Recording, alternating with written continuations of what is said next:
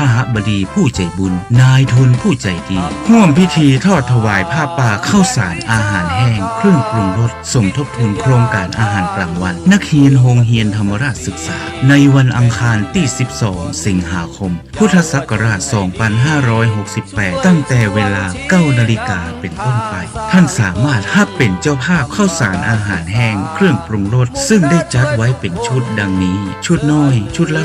250 บาทชุดใหญ่ชุดละ500 บาทหรือบริจาคอุปถัมภ์ตามกำลังศรัทธาได้ที่โรงเรียนธรรมราชศึกษาวัดพระสิงห์วรมหาวิหารบัญชีธนาคารกรุงไทยเพื่อทุนอาหารกลางวันนักเรียนโรงเรียนธรรมราชศึกษาเลขบัญชี 540-023-9692 ติดต่อสอบถามรายละเอียดเพิ่มเติมได้ที่ท่านพระครูปริยัติกิจจาภิวัตรโทรศัพท์ 089-264-2485 หรือที่นายอาทิตย์นอคำมาโทรศัพท์ 098-853-7071 ได้ตั้งแต่วันนี้เป็นต้นไป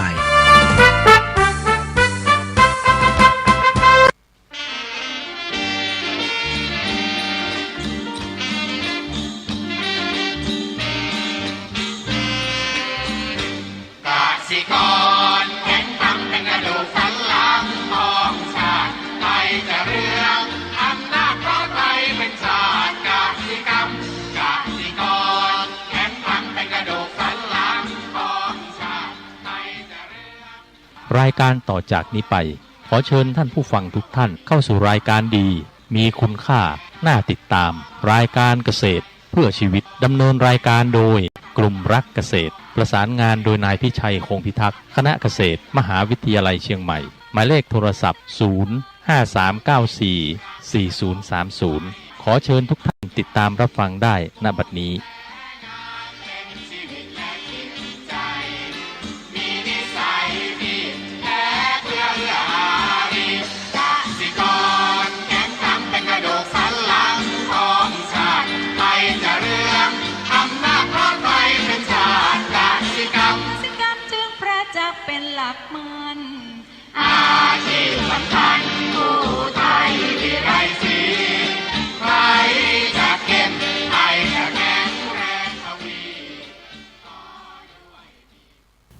สวัสดีครับท่านผู้ฟังพบกับรายการเกษตรเพื่อชีวิตสำหรับวันนี้เสนอเรื่องความกลัวก่อนเข้าสู่รายการก็มีธรรมะมาฝากท่านผู้ฟังหัวข้อจากหนังสือพจนานุกรมพุทธศาสตร์ฉบับประมวลศัพท์เรียบเรียงไว้เทพเวทีประยุทธ์ประยุทธ์โตมหาจุฬาลงกรณราชวิทยาลัยพิมพ์เผยแพร่ปี2533หัวข้อธรรมะวันนี้คือธรรมสวนะคำว่าธรรมสวนะแปลว่าการฟังธรรมหรือแปลว่าการหาความรู้ความเข้าใจในหลักความจริงความถูกต้องดีงามด้วยการเล่าเรียนอ่านและสดับฟังหรือแปลว่าการศึกษาหาความรู้ที่ปราศจากโทษ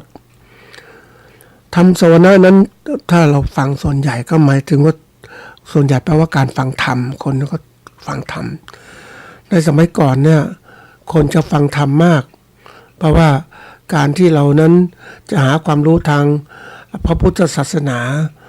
จะอ่านหนังสือจะอะไรมันไม่ค่อยมีหนังสือทีนี้ก็ต้องอาศัยฟังธรรมจากพ่อแม่ครูบาอาจารย์ก็เทศแล้วก็ไปฟังธรรมนี้โลกมันพัฒนามากขึ้นเราก็สามารถหาความรู้ทางพุทธศาสนาได้ด้วยการเขาเรียกฟังธรรมจากวิทยุ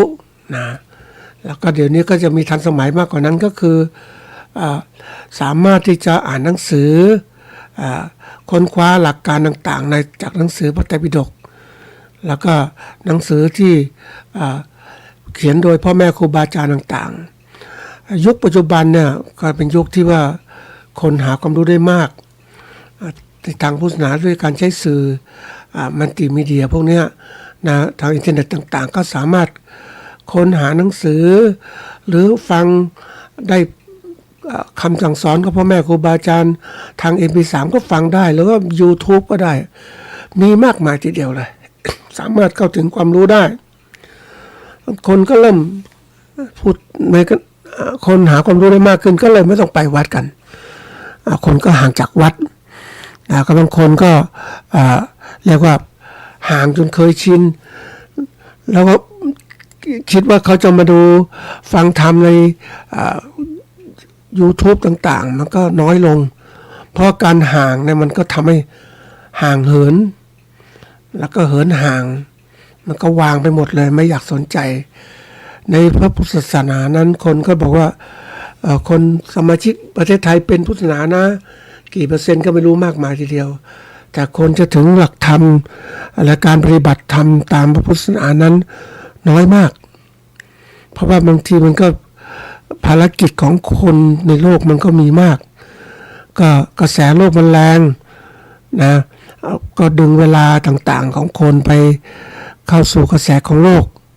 มากขึ้นโดยไม่สนใจในการนำธรรมะพระเจ้าไปปฏิบัติก็เป็นสิ่งที่น่าเสียดายนะก็ฝากไว้บางทีช่วงนี้ก็เป็นช่วงเข้าพรรษาก็ฟังธรรมฟังไม่ได้ก็ฟังในYouTube ก็ได้เลือกพ่อแม่ครูบาอาจารย์โดยเฉพาะอย่างยิ่งสายปฏิบัติดีที่สุดนะท่านผู้ฟังจะได้รวบรัดตัดตอนในการเข้าถึงความ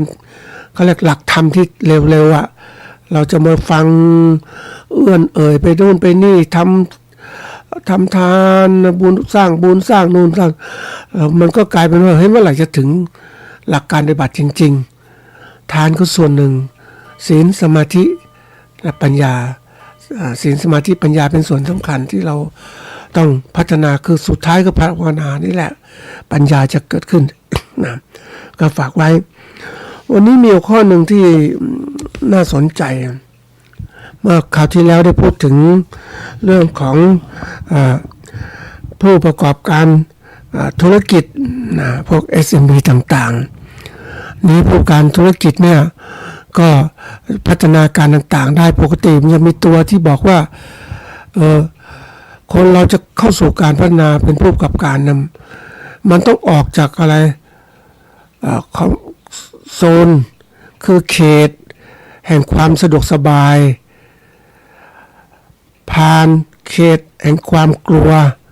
ความทุกข์ความไม่รู้ต่างๆทั้งหมดเข้าสู่เขตแห่งการเรียนรู้และสุดท้ายเข้าสู่เขตแห่งความเจริญเติบโตทางธุรกิจนี่คนส่วนใหญ่เนี่ยมันจะเข้าถึงตรงนี้ได้นะมันปกติกว่าจะออกจากโซนของความอบอุ่นมันก็ติดตรงนั้นแหละสบายโซนของความคุ้นชินมันสบายสะดวกสบายไม่ต้องไขว่คว้าอะไรนะก็เนี่ยมันเป็นสิ่งที่มันเกิดขึ้นในคนส่วนใหญ่ของสังคมของเราเพราะว่าติดสุขติดสบายไม่เคยไขว่คว้าเพราะว่าอะไรก็อยู่สบายแล้วเนี่ยมันสูงสุดแล้วเนี่ยมันก็เขาคิดว่าสูงสุดอะไรก็ไม่มีกระทบกระเทือนเพราะว่าเขาอยู่สบายแล้วแต่เดี๋ยวนี้มันไม่ใช่แล้วเพราะว่าโลกมันเปลี่ยน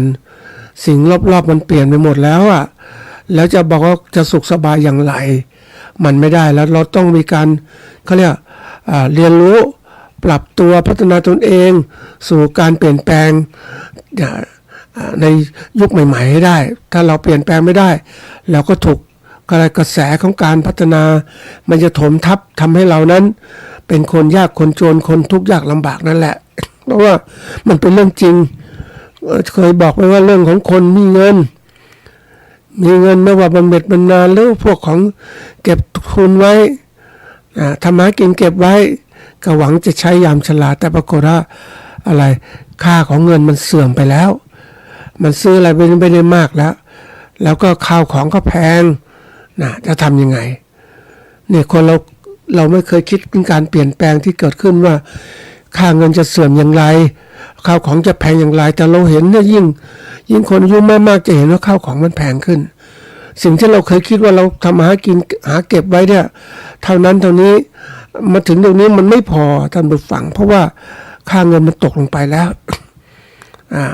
30 บาทเคยซื้อก๋วยเตี๋ยวได้ชามนึงนี้ก็60ไปเจอ70 บาทไปเจอ100 บาทอีกโอ้โหมันโหดนะท่านผู้ฟังแล้วเราจะอยู่รอดอย่างไรถ้าเราไม่เตรียมการปรับตัวว่ามองไปข้างหน้ามันเปลี่ยนแปลงเลยจะทำอย่างไรอันนี้คือการที่เราต้องเขาเรียกการที่เราต้องเรียนรู้ทีนี้เรียนรู้ในการออกจาก เขตแห่งความสะดวกสบายมาสู่ความกลัวที่ต้องฟันฝ่าความทุกข์ยากลำบากเกิดขึ้นต้องออกตรงนี้เข้าสู่การเรียนรู้ที่มากขึ้นแล้วก็เอาความรู้ไปสู่การเจริญเติบโตทางธุรกิจต่างๆนะทีนี้โซนที่2เนี่ยมันตัวที่สำคัญมากเราต้องฟันฝ่าความกลัวเป็นสิ่งสำคัญมากเลยนะวันนี้จึงพูดถึงความกลัวเพราะว่าคนส่วนใหญ่กลัว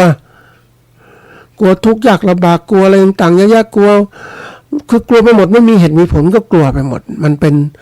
สิ่งที่มันเป็นธรรมชาตินะท่านผู้ฟังเราเข้าใจทีนี้วันนี้ก็จะพูดถึงความกลัวให้ท่านผู้ฟังคือในฐานะที่เราเป็นเกษตรกรผู้ประกอบการเราต้องเรียนรู้ความกลัวให้ได้นะว่าความกลัวมันคืออะไรนะมันสำคัญอย่างไรมันเกิดขึ้นอย่างไรแล้วจะแก้ไขความกลัวอย่างไรนะนี่ความกลัวก็คืออารมณ์ที่เกิดจากการรับรู้ภัยคุกคามหรือสิ่งที่เป็นอันตรายซึ่งนำไปสู่การเปลี่ยนแปลงทั้งทางด้านสมองการทำงานของอวัยวะและพฤติกรรมต่างๆของเราเช่นการวิ่งหนีนะการหลบซ่อนการรู้สึกช็อกอันนี้เป็นเรื่องที่เกิดขึ้นจากการมีความกลัวแล้วมนุษย์และสัตว์จะมีความกลัวเพื่อกระตุ้นให้เกิดปฏิกิริยาป้องกันตัวเองแล้วก็เอาตัวรอดความกลัวแตกต่างจากความกังวลเพราะความกลัวนั้นเป็นการตอบสนองต่อภัยคุกคามที่รับรู้ได้ชัดเจนทันทีขณะที่ความกังวลนั้นเกี่ยวข้องกับสิ่งที่อาจเกิดขึ้นในอนาคตปกติเราต้องแยกนะกลัวกังวลเนี่ยกลัวมันเห็นชัดแล้วมันเกิดขึ้นเรารู้มาจากอะไรแต่กังวลมันเกิดขึ้นนะยังไม่รู้อะไรเกิดขึ้นในอนาคตมันก็กังวลไปหมดอะนี่ถ้ากังวลดีเราจัดการในอนาคตดีนะจัดการปัจจุบันดีคือเราเข้าใจอนาคตมันกังวลแล้วก็จัดการปัจจุบันให้มันดีขึ้นแล้วก็อนาคตก็สบายเรารู้จักเนี่ยนะนี่การเกิดขึ้นของความกลัวเป็นการระบบคือระบบในสมองที่เกี่ยวข้องกับความกลัวหลักๆคืออะไมดาลาสมองส่วนเนี้ยเมื่อมีสิ่งเร้ากระตุ้นสมองจะประมวลผลผ่านประสาทต่างๆเพื่อจับอันตรายและสั่งการให้มีร่างกายตอบสนองแบบเผชิญหน้าหรือหลบหนีนะเช่นหัวใจเต้นเร็วหายใจถี่กล้ามเนื้อตึงผ่านระบบประสาทนะซิมพาเทติกนะอันนี้ระบบคือสมองเกิดขึ้นคือจิตใจของเราเนี่ยเมื่อเขาบอกว่าเมื่ออายตนะของเรารับรู้สิ่งกระทบขึ้นมานะเข้าทางตาหูจมูกลิ้นกายใจของเรานั้นเข้ามาก็กลายเป็นเขาเรียกว่า เป็นวิญญาณการรับรู้นี่ถ้ารับรู้แล้วเนี่ยนะก็เกิดสภาวะจิตใจที่เรียกว่าถ้ารับรู้นะมีสติปัญญารู้เท่าทันอารมณ์ที่มันเกิดขึ้นอารมณ์คือสภาวะจิตใจที่เปลี่ยนแปลงไปตามสิ่งเร้าเนี่ยมันเกิดขึ้นก็หยุดได้ด้วยสติปัญญามันก็จบไม่ต้องไปเกิดการก็เรียกปรุงแต่งเกิดขึ้นมากมายนะมันหยุดตรงนั้นนะสังขารในการปรุงแต่งแล้วหมดแล้วจบทีนี้คนส่วนใหญ่เนี่ยมันจะหยุดไม่ได้เพราะอะไรมันเสพอารมณ์นั้นไปแล้วเนี่ยมันก็เกิดรับรู้อารมณ์ก็เกิดเป็นเวทนาคือภาวะจิตใจที่รับรู้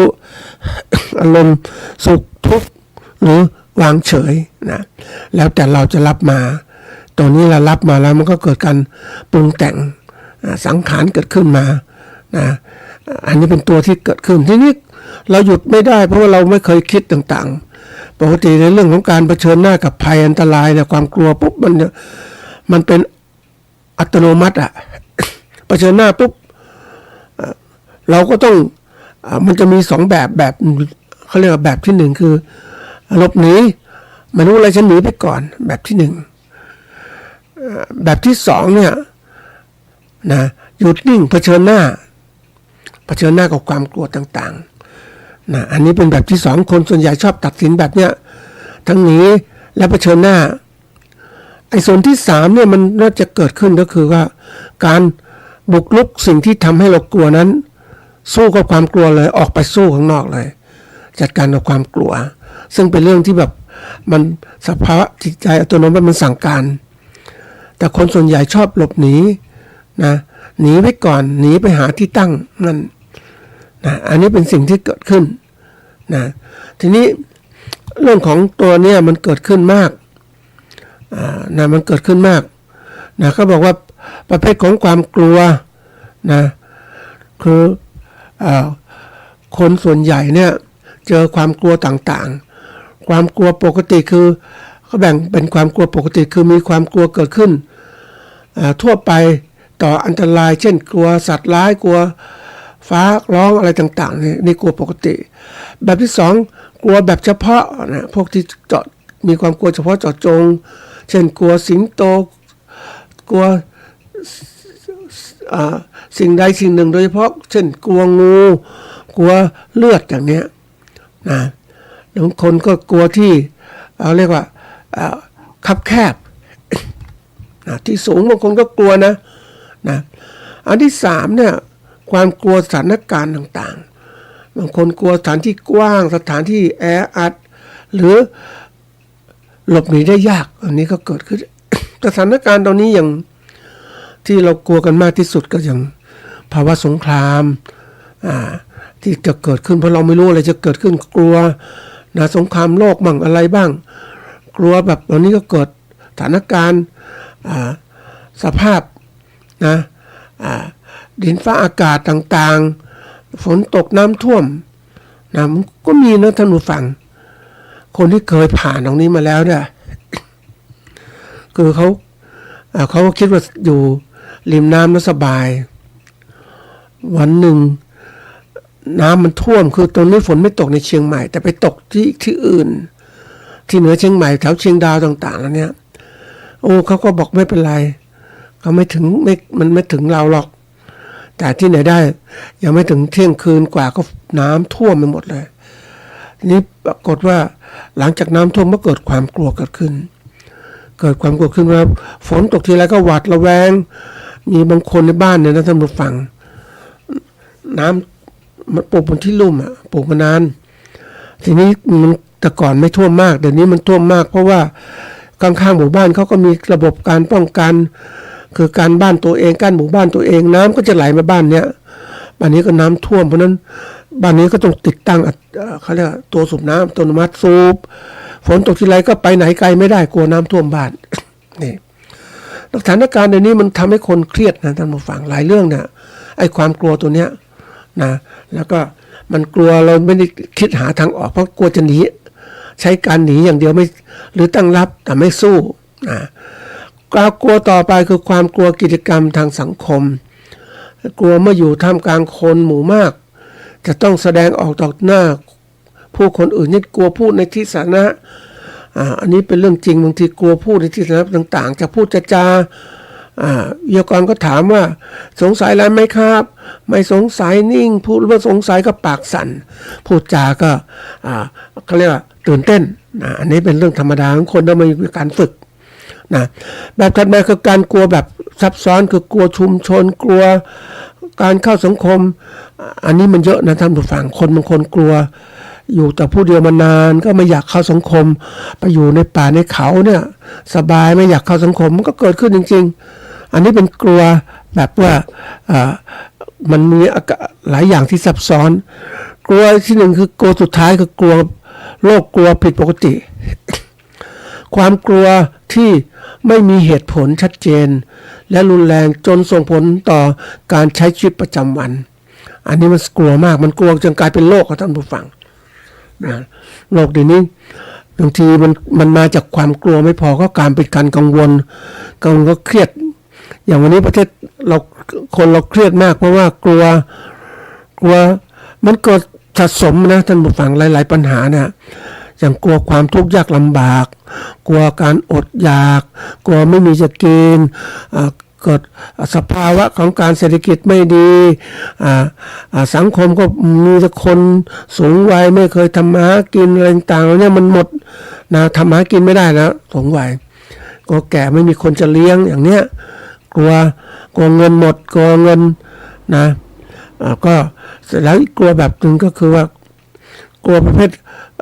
การบ้านการเมืองที่กลัวมากคือวิกฤตของประเทศวิกฤตของโลกมันมีการใช้กลยุทธ์เหล่านี้ท่านผู้ฟังก็พูดให้ท่านผู้ฟังนะก็คือว่าเขาบอกว่าเขาไอ้คนที่มันทำหลอกลวงคนมันเก่งนะมันหลอกลวงคนก็คนมันลงทุนนะเกิดภัยพิบัติแล้วเดี๋ยวกลุ่มนี้จะช่วยเขาตั้งกลุ่มขึ้นมาตั้งกลุ่มขึ้นมาใครอยากเข้ากลุ่มก็ต้องเขาเรียกว่าเอาเงินมาลงทุนช่วยกันและกันเหตุการณ์บ้านเมืองมันรุนแรงเดี๋ยวภัยพิบัติเกิดการล้มล้างสถาบันนู่นสถาบันนี่คนก็จะกลัวก็ความกลัวนี้ก็ต้องจ่ายเงินให้เขาไอ้คนพวกมันเก่งมากนะมันสามารถจะสร้างเรื่องสร้างราวว่าถ้าสถานการณ์โลกมันเกิดขึ้นวิกฤตอย่างนี้มันต้องกลัววิกฤตโลกต่างๆสงครามต่างๆไม่เป็นไรประเทศไทยไม่เป็นไรเอามาเงินไว้กับเรานี่แหละเดี๋ยวประเทศไทยจะรวยในหลังสงครามโลกนะแล้วเราก็จะจัดสรรงบประมาณจัดสรรเงินคืนให้กับพวกคุณร่วมเป็น10เท่าอย่างเนี้ยอันนี้หลอกลวงนะมันเป็นเรื่องจริงที่คนถูกหลอกมาก็เลยเล่าเรื่องนี้ฟังว่าเดี๋ยวนี้มันหลอกตรงนี้มากแต่คนถูกหลอกก็ไม่ค่อยเปิดเผยเพราะว่าอะไรเพราะอายว่าตัวเองถูกหลอกแต่ถูกหลอกมาเยอะนะท่านผู้ฟังลงทุนคืออันนี้ลงทุนเพื่อที่จะอะไรเกิดภาวะวิกฤตต่างๆเดี๋ยวกองทุนก็จะช่วยเนี่ยอันนี้อีกกลุ่มหนึ่งก็คือว่าพวกที่ทำบุญเยอะๆทำทานเยอะๆนี่ยังสร้างนู่นสร้างนี่ลงมาทำทานกันแล้วเนี่ยอย่างเนี้ยก็มันก็เข้าหลักเกณฑ์ของการหลอกลวงทางพระพุทธศาสนาซึ่งมันก็มีเกิดขึ้นมาเอาหลักพุทธศาสนามาใช้ทำทานเยอะจะได้บุญกุศลสูงๆเนี่ยมันก็กลายเป็นว่าทุกคนที่ไม่มีเหตุมีผลมีความเริ่มใสก็เนี่ยศรัทธามากจนไม่มีปัญญาทำบุญจนหมดเนื้อหมดตัวก็มีแล้วแต่คืออันนี้เป็นเรื่องของบุญแต่ว่าการโลกเนี่ยเราดูว่าคนเนี่ยกลัวเศรษฐกิจที่ไม่กลัวภาวะที่ไม่มั่นคงก็ต้องหาความอุ่นใจเก็บเงินเก็บทองไว้ นะบางคนเก็บเงินนะท่านผู้ฟังกลัวมากพวกนี้มีคนหนึ่งนะท่านผู้ฟังไปถามเขาบอกก็เก็บทองอยู่เนี่ยยังไม่ถึง50 บาทเลยก่อนทองมันบาทละประมาณ 28,000 29,000 ก็เก็บอยู่นั่นน่ะนะเก็บไว้ไม่ฝากไหนไม่ฝากธนาคารกลัวธนาคารยึดเก็บไว้กับบ้านเอาไว้ใช้การที่เกิดสงครามเกิดขึ้นอันนี้กลัวนะทีนี้ความกลัวเนี่ยมันถ้าคุณไม่จัดการเอามันนะมันก็ยังสิงอยู่กับตัวเองเขาบอกวิธีการจัดการความกลัวก็คือว่าอันที่หนึ่งก็คือตระหนักและยอมรับว่าเรากำลังกลัวการรู้ตัวและไม่ปฏิเสธความรู้สึกช่วยให้รับมือกับอะไรเขาเรียกกับอารมณ์ต่างๆที่เกิดขึ้นได้ดีเพราะเรามีสติตั้งมั่นเนี่ยท่านผู้ฟังรู้ตัวไม่ปฏิเสธว่ามันจะเกิดขึ้นอย่างนี้นี่เราไม่จะวิ่งหนีตื่นตูมอย่างนั้นไม่ใช่รู้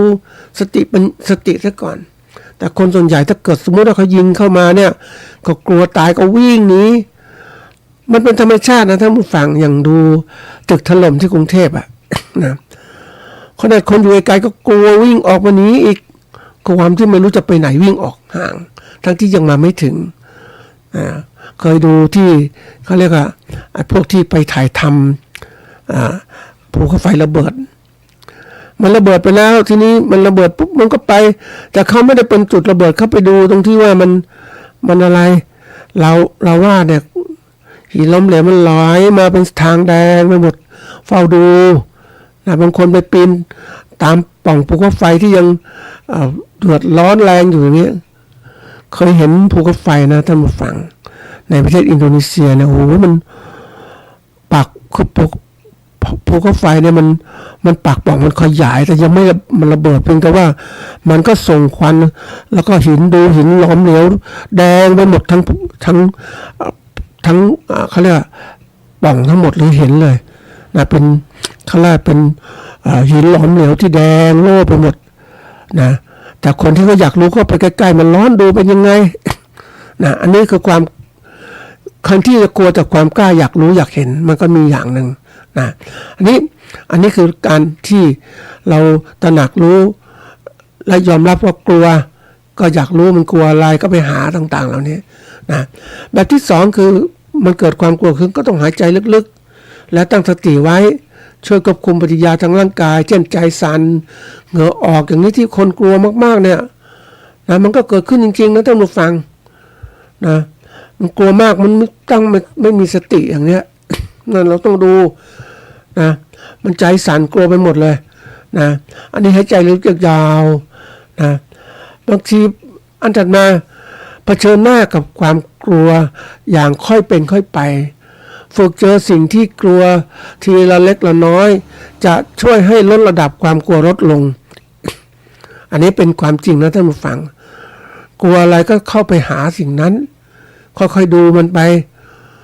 ก่อนนี่กลัวผีมากนะนี่เล่าเรื่องจริงให้ฟังกลัวผีเขาเหมือนมันหลอกลวงมันหลอกมากนะทั้งที่เงียบสงบนะท่านผู้ฟังอันนี้สมัยเด็กๆเงียบสงบมากเลยแต่ใบกล้วยมันไหวกอกล้วยมันไหวมันแกวกไปแกว่งไปแกว่งมา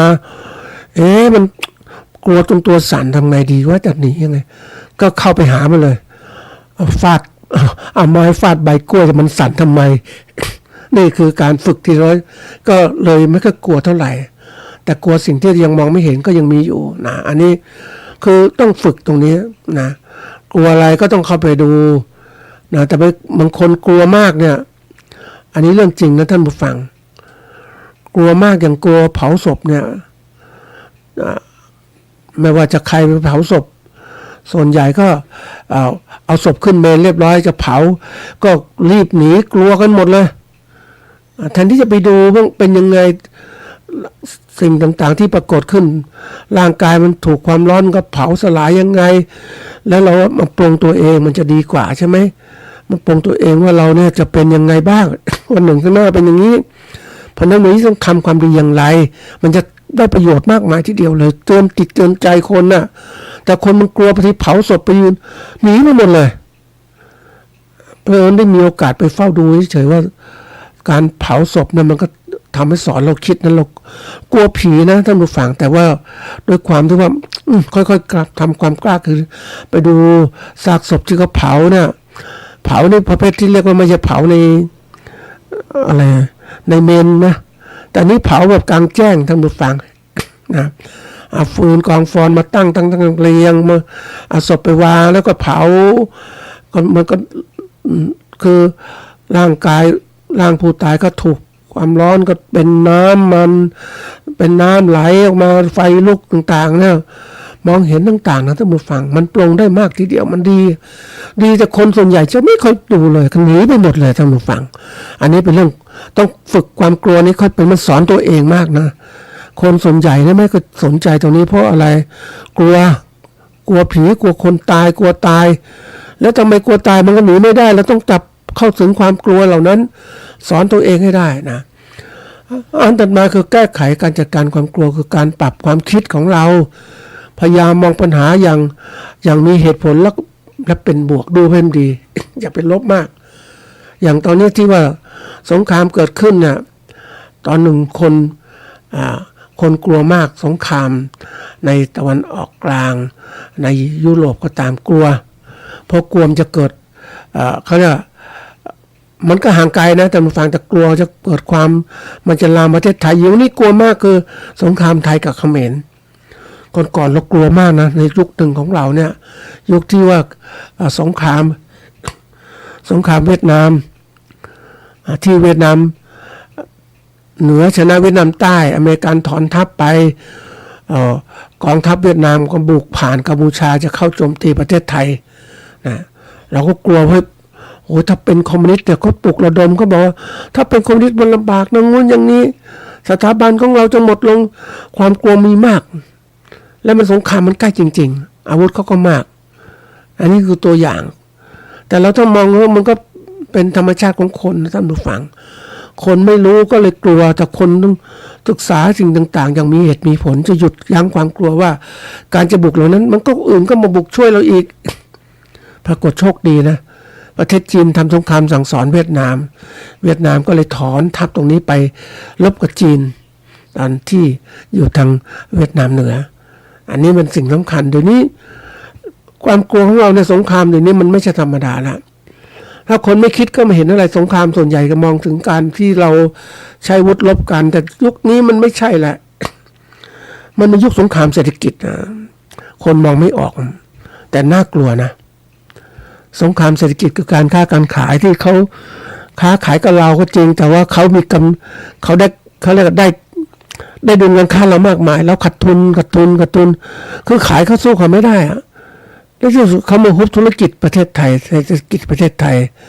เขามาตั้งนู่นตั้งนี่ประเทศไทยทำยังไงเขามาซื้อที่ดินประเทศไทยยังไงคืออันนี้มันเรื่องที่ว่าต้องรู้จักคิดว่าเดี๋ยวนี้สงครามมันไม่ใช่อาวุธอย่างเดียวมันมีเศรษฐกิจแล้วคนของเขานี่เยอะแยะจีนก็มาอยู่ประเทศไทยทำยังไงอย่างเนี้ยนี่จีนมาค้าขายในประเทศไทยเราต้องเรียนรู้อ่ะต้องเข้าใจไม่ใช่กลัวไปหมดแล้วไม่ทำอะไรเลยไม่ใช่ต้องรู้นะอันนี้คือการปรับความคิดนะแล้วก็ฝึกใจให้เข้มแข็งและมีความเชื่อมั่นในตัวเองนะเพิ่มความมั่นใจในชีวิตประจำวันนะมันต้องฝึกตรงนี้มากจริงๆวันนี้ปัญหาเศรษฐกิจของเราเนี่ยนะเศรษฐกิจสังคมการเมืองครองสิ่งแวดล้อมต่างๆมันรุมเร้าไปหมดอ่ะถ้าเราคิดมากนะแล้วยิ่งมาเจอโรคโควิดระบาดเจอสถานการณ์ของความไม่มั่นคงรัฐบาลต่างๆเจอภัยเขมรทำกับไทยลบกันเนี่ยความไม่มั่นใจความไม่สงบใจมันเกิดขึ้นแต่เราต้องทำจิตใจสงบซะก่อนดูมันยังไงนะอย่างไรก็ตามเราก็ต้อง ต่อสู้กับความเป็นจริงที่เกิดขึ้นอันที่5อันถัดมาคือการออกกำลังกายคือปกติแล้วเนี่ยคนส่วนใหญ่เนี่ยก็จะเขาเรียกว่าตัวสำคัญที่สุดก็คือว่ามันต้องฝึกตัวออกกำลังกายซะก่อนว่าเราต้องทำยังไงให้ร่างกายเราแข็งแรงนะเราคือส่วนใหญ่มันจะลามนะท่านผู้ฟังคือเมื่อจิตใจของเรานั้นไม่มั่นคงนะไม่มั่นคงปุ๊บมันก็จะอ่อนแอกายก็แย่ลงนะแย่ลงทุกส่วนแล้วท่านผู้ฟังมันกลายเป็นปัญหาใหญ่ทีเดียวว่าจิตใจห่อเหี่ยวต่างๆทั้งหมดมันเกิดขึ้นเนี่ยมันก็จะทำให้ลำบากเกิดขึ้นเพราะนั้นต้องดูแลกายและใจให้สมบูรณ์นะให้ผ่อนคลายลดระดับฮอร์โมนความเครียดที่เกิดขึ้นคำว่าความเครียดที่เกิดขึ้นคือหมายความว่าเราเจอปัญหาหลายอย่างมากเลยมันรุมเร้ามันหลายอารมณ์อ่ะแต่ก่อนหลายอารมณ์มาทางโน้นทางนี้เรื่องโน้นตรงนี้มาคิดเรื่องเศรษฐกิจเรื่องของการครองชีพของเราเรื่องของว่าไม่มั่นคงมันเครียดไปหมดอ่ะเครียดจนนอนไม่หลับเพราะนั้นวิธีการจัดการความเครียดคือพยายามทำให้เกิดอารมณ์เดียวอย่าไปคิดหลายเรื่องคิดพุทโธก็ได้อยู่ในใจของเราอันนี้ก็ตัวสำคัญต้องหัดคือเราไม่ได้ฝึกพวกนี้เราไม่ฝึกกันเท่าไหร่นะเพราะว่าคนไทยส่วนใหญ่เนี่ยแต่คิดว่ามันแค่ธรรมดาแต่หลักพุทธศาสนานั้นไม่ธรรมดาถ้าเรารู้จักใช้ตั้งแต่วันนี้ความสงบนิ่งของจิตใจจะมีมากกว่าปกตินะอันนี้แต่ที่ถัดมาคือการแก้ปัญหาของการจัดการความกลัวคือ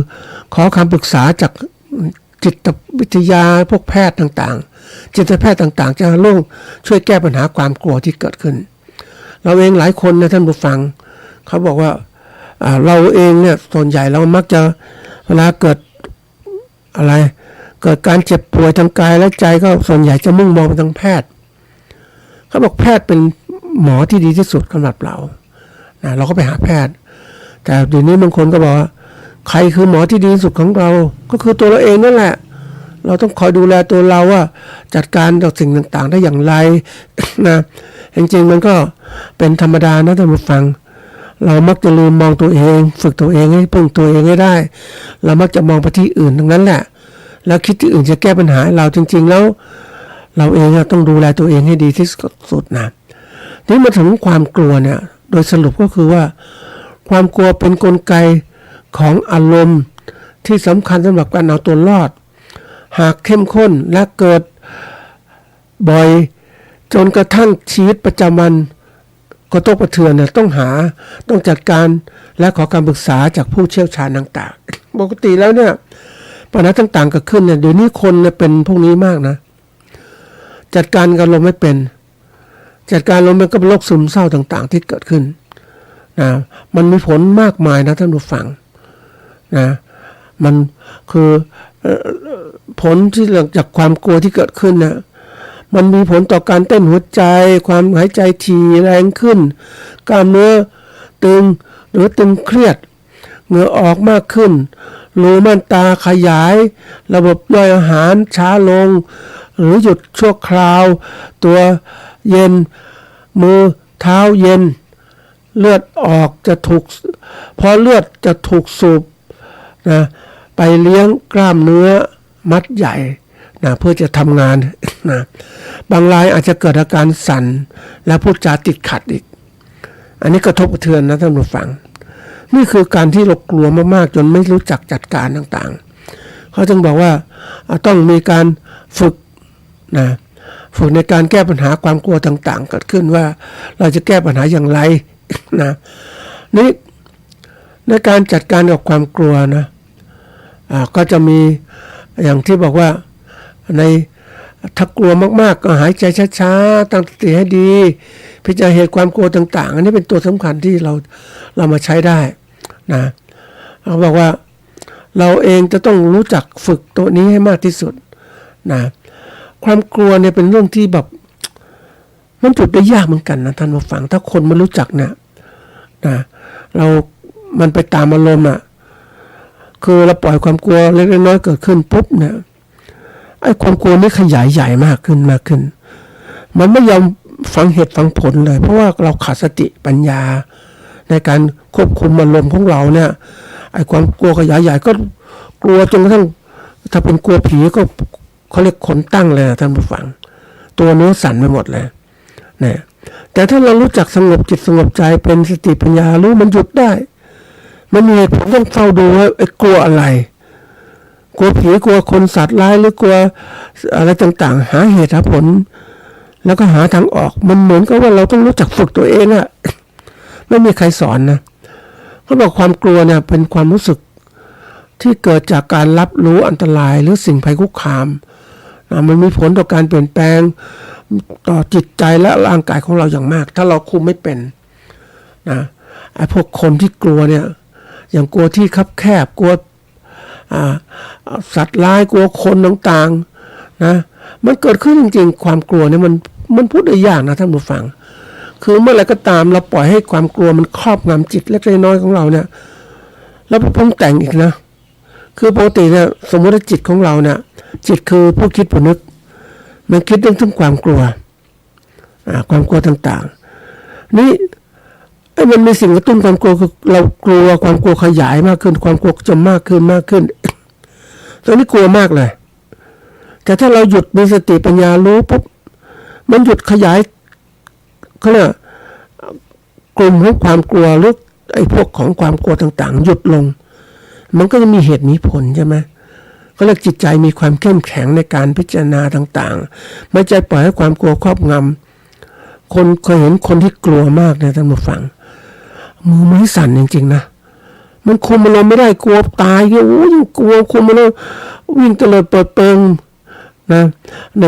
ฟังธรรมะฟังธรรมของสมัยฟังธรรมจากพ่อแม่ครูบาอาจารย์นะในยุคสงครามโลกครั้งที่2นู้นนะ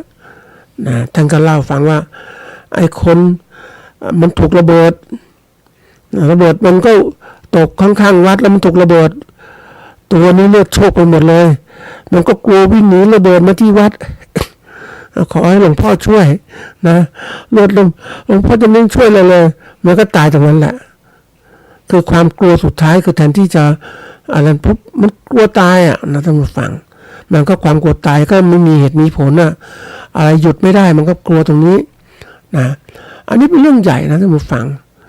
คนเราต้องรู้จักหยุดความกลัวให้ได้กลัวทุกเรื่อง แล้วก็หยุดได้ด้วยการพิจารณาเหตุผลว่าทำไมต้องกลัวทำไมเอามาพิจารณานะเหมือนเราเนี่ยอันนี้สิ่งหนึ่งที่เขาเรียกว่าพระพุทธเจ้าในการสอนทุกข์เนี่ยอริยสัจสี่เนี่ยความกลัวมันทุกข์อย่างหนึ่งที่เกิดขึ้นนะทุกข์ถ้าเราพิจารณาทุกข์ด้วยสตินะจดจ่ออยู่แล้วก็รู้ว่าหาทุกข์มันเกิดขึ้นอย่างไรมีเหตุอย่างไรปัจจัยยังไงอะไรทำให้เกิดทุกข์ก็นี่เข้าหาสมุทัยนะดูชัดๆมันเกิดทุกข์เพราะอะไรเสร็จแล้วเราจะดับทุกข์อย่างไร มันจะเห็นเลยนิโรธแล้วการปฏิบัติธรรมดับทุกข์มีมรรคแปดเป็นไงบ้างในการดับทุกข์อย่างไรค่อยๆมีสติปัญญาอย่างเนี้ยมันจะแก้ปัญหาคนบางคนเขาบอกว่ากลัวนะคนที่ร่ำรวยเขากลัวอะไรไหมเขากลัวความยากจนเขายังใช้ว่าเขาไม่อยากจนอีกเขาต้องทำขยันทำงานเงินทำงานได้เงินก็รวยขึ้นแล้วก็ทำอย่างนี้นะเพราะความกลัวที่เกิดขึ้นก็เรียกการประยุกต์ใช้ความกลัวเพื่อเกิดประโยชน์ในการใช้ชีวิตนะเราอย่าไปเพลินสุขที่สุขมันสบายมันหลอกเราแล้วสุขจากกิเลสมันกล่อมนั่นแหละแต่เราต้องรู้ว่ามันสุขได้มันสุขไม่นานมันเป็นสุขเป็นลมโลกเท่านั้นแหละแต่เรารู้จักตรงเนี้ยใช้ความกลัวทุกข์กลัวยากจนกลัวทุกข์เนี่ยก็ต้องอย่างพระเจ้าท่านตรัสรู้อริยสัจสี่ครับเพราะว่าทุกข์ที่เกิดขึ้นหาทางดับทุกข์อย่างไรเข้าสู่นิพพานอย่างไรอันนี้เราต้องรู้เรียนแบบอย่างนี้แหละเอาความกลัวมาเป็นความกล้าที่จะทำทุกสิ่งทุกอย่างได้ไม่ใช่ปล่อยให้ความกลัวครอบงำหลายคนปล่อยความกลัวครอบงำก็กลายเป็นว่าไม่อยากทำเลยนะหยุดที่หมดเลยนะหยุดไม่อยากทำอะไรก็แต่ว่ามันไม่ทำอะไรแต่มันเครียดในใจนะก็เห็นคนที่แบบอะไรเจ็บป่วยนะเจ็บป่วยที่เขาเป็นคนขายของนะเขาอะไรไม่สบายมากนะเขาไม่สบายตอนแรกๆก็ไม่สบายเท่าไหร่แต่ว่าไปขายของได้ตอนหลังไม่สบายมากก็อยู่กับบ้านอยู่ขายของไม่ได้นะมาฟังหลายวันทีเดียวแล้วก็อยู่แต่ผู้เดียวนะที่สุดมันก็ขายไม่ได้จริงๆความเจ็บป่วยเข้ามาข้าวของที่เตรียมไว้ขายเน่าเสียไปหมดเลย เพราะว่าค้าขายไม่ได้คือคนเราต้องรู้จักว่ามันกลัวอะไรกลัวเป็นโรคต่างๆก็หาเหตุแห่งการที่เราเป็นทุกข์เป็นร้อนก็หาทางรักษาสิแต่จะมาเก็บตัวเฉยๆไม่ไขว่คว้าหาทางออกมันไม่ได้ท่านผู้ฟังเรากลัวอะไรก็ต้องหาทางออกมันกลัวยังไงเราทำไงไม่กลัวนี่คือตัวอย่างก็อันนี้เป็นตัวสำคัญท่านผู้ฟังเขาบอกว่าตัวที่นักจิตวิทยาเขาบอกว่าในมนุษย์และสัตว์เนี่ยความกลัวเกิดขึ้นจากกระบวนการนะจากการเขาเรียกว่าเรียนรู้นะจึงสามารถประเมินได้ว่าเหตุผลนั้นเหมาะสมหรือไม่มีเหตุผลไม่เหมาะสมความกลัวที่ไม่มีสาเหตุผลเรียกว่าโรคกลัวนะความกลัวที่ไม่มีเหตุผลก็เรียกกลัวแต่ถ้าเรากลัวอย่างมีเหตุผลก็โรคไม่กลัวเราก็มีเหตุมีผลนักจิตวิทยาจึงบอกว่าไอ้ความกลัวเนี่ยนะเขาบอกพื้นฐานนะว่ามีอารมณ์พื้นฐานหรืออารมณ์ที่ตั้งแต่เกิดอยู่จำนวนหนึ่งในนั้นคือความกลัวความรู้สึกที่เป็นสมมติฐานนะนี้รวมถึงอารมณ์ต่างๆเช่นความสุขความเศร้าความสยองขวัญความตื่นตระหนกความกังวลปฏิกิริยาเฉียบพลันต่อความเครียดและความโกรธนะมันเกิดลามนะท่านผู้ฟังถ้าเราจัดการไม่เป็นแล้วก็ความกลัวมีนะใกล้เคียงกับความกังวลแต่แตกต่างกับความกังวลตรงที่ว่าเป็นผลจากความภัยคุกคามที่รู้และควบคุมไม่ได้นะหลีกเลี่ยงไม่ได้นะรู้แต่กังวลมันอนาคตยังไม่รู้เป็นไรนะท่านผู้ฟังนี่ตัวโรคของความกลัวเนี่ยมันเป็นโรคที่มากคนเดี๋ยวนี้ตกอยู่ในโรคความกลัวเยอะนะท่านผู้ฟัง อย่างบางคนเนี่ยกลัวนู่นกลัวนี่แล้วก็กลัวตายกลัวตายเห็นคนตายก็กลัวไปหมดไม่อยากเห็นนะยิ่งพูดถึงคนตายเนี่ยไม่อยากฟังเพราะจริงๆแล้วก็บอกว่าคนต้องรู้จักว่าไอ้ความภัยเหล่านี้มันมีพระเจ้าท่านสอนแล้วเกิดขึ้นตั้งอยู่ดับไปมันเป็นธรรมชาติของชีวิตไม่มีสิ่งที่ชีวิตที่คงทนเราต้องเรียนรู้จากความจริงนะท่านผู้ฟังถ้าเราไม่รู้จักความจริงก็ปล่อยให้ความกลัวมันครอบงำแต่ถ้าเรารู้จักความจริงอย่างนี้นะเป็นอย่างนี้นะเขาเรียกว่ายิ้มรับกับภัยที่มาถึงได้โดยความที่ว่าไม่ทุกข์ไม่ร้อนเพราะเข้าใจความจริงที่เกิดขึ้นเราปรับตัวปรับใจเป็นมันจึงรู้ยิ้มได้กับความต่างๆทั้งหมดได้จากความที่ว่าความตายใกล้เข้ามาอย่างเนี้ยเพราะนั้นบางทีเราต้องฝึกการยิ้มเหล่านี้ก็คือการเตรียมพร้อมทุกอย่าง อย่าทำอะไรที่ไม่มีเหตุผลเราต้องมีเหตุผลเรารู้จักว่าเป็นยังไงบ้างการต่อสู้ในโลกกลัวมันเกิดขึ้นมากหลายคนกลัวมากจริงๆแล้วกลัวที่แบบมันหาเหตุอะไรไม่ได้แล้วกลายเป็นว่ามันปลูกฝังความกลัวจนกระทั่งทำให้คนขาดสติมากเลยนะทั้งฝั่งเดี๋ยวนี้คนขาดสติเดี๋ยวนี้เขาเรียกว่าคนเราเนี่ยมีลักษณะการพึ่งพาสิ่งอื่นๆนะ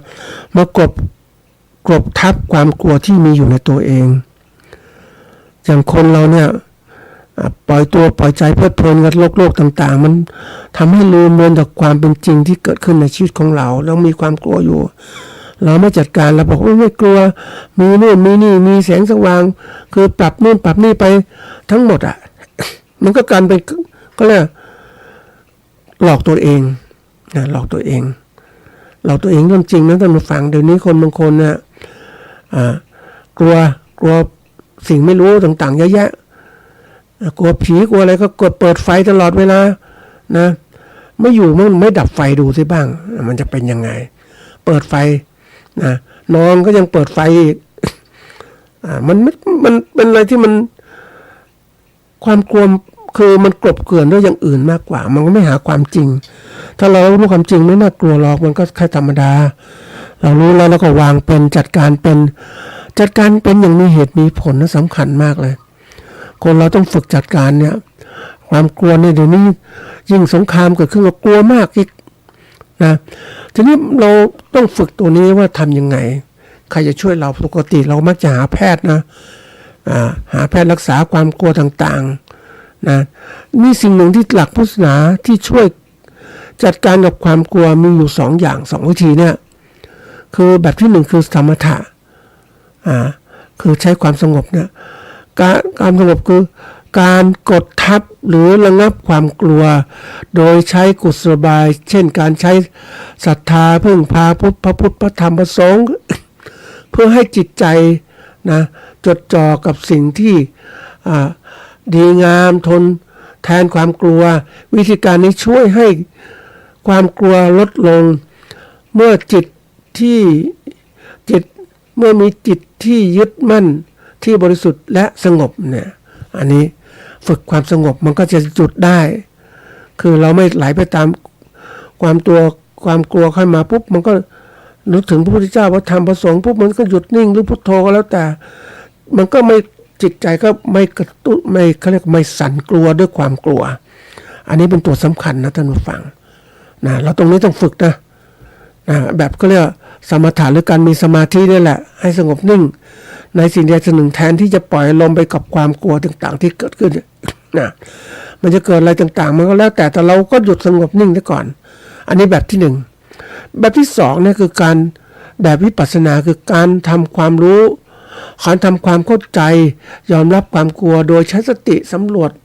ความกลัวอย่างมีสติปล่อยวางความกลัวและพิจารณาความจริงตามปรากฏการณ์ที่เกิดขึ้นที่จิตใจของเราวิธีการนี้ช่วยให้จิตใจเป็นอิสระ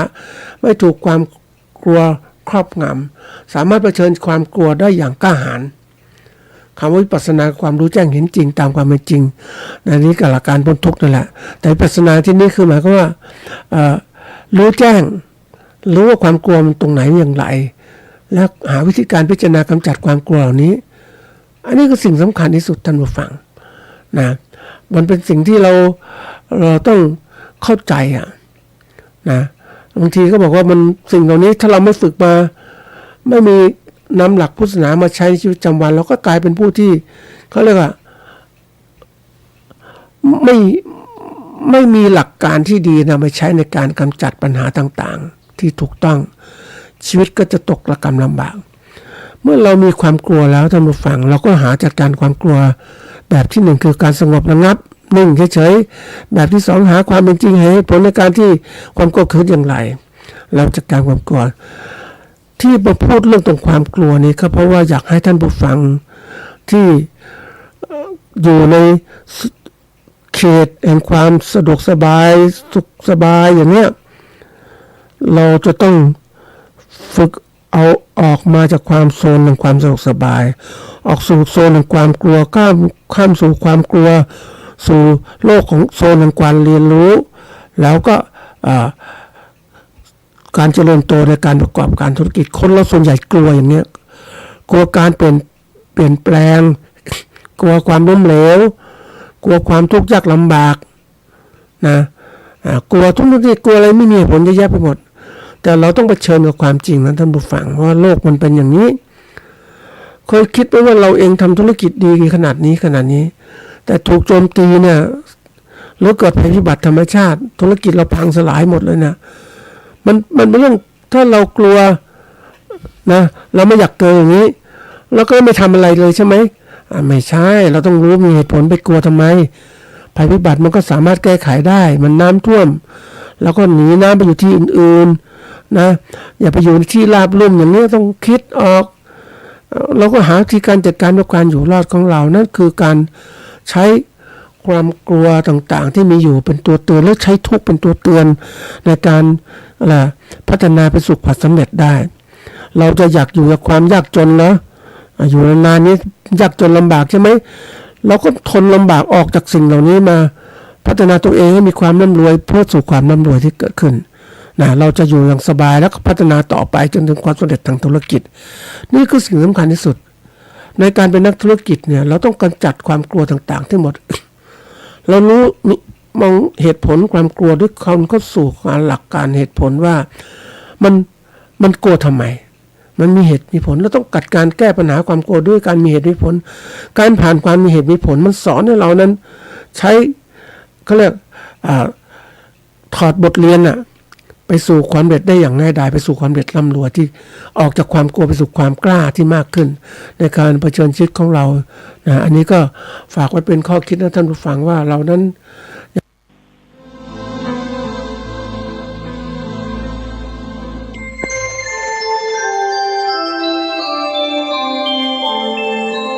ขณะนี้ท่านกำลังฟังสถานีวิทยุกระจาย